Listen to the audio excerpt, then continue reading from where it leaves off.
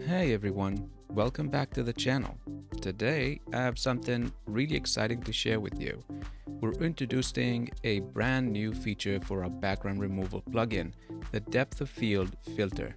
This amazing filter takes your background removal to a whole new level by creating a stunning camera lens focus effect. Let me show you how it works. As you can see here, our background blur is adapting to the distance from the camera, creating a cool depth of field effect. But how does it do that?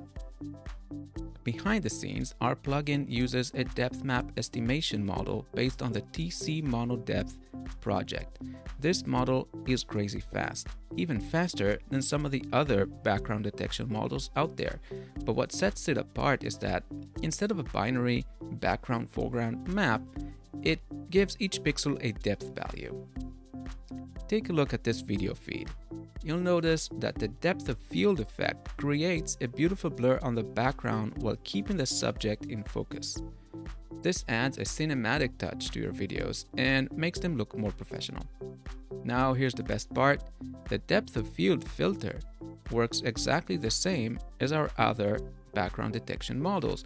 You can easily apply it by selecting the TC Mono Depth model. In addition to the standard settings, we've added an extra feature, the Blur Focus Point slider. This slider allows you to control the focal point of the blur effect.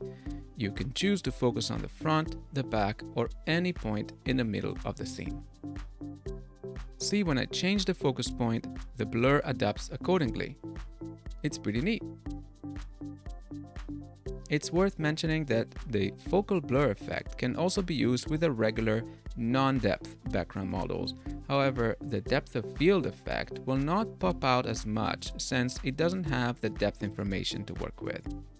So if you want to add that extra touch of professionalism to your videos, give our depth of field filter a try.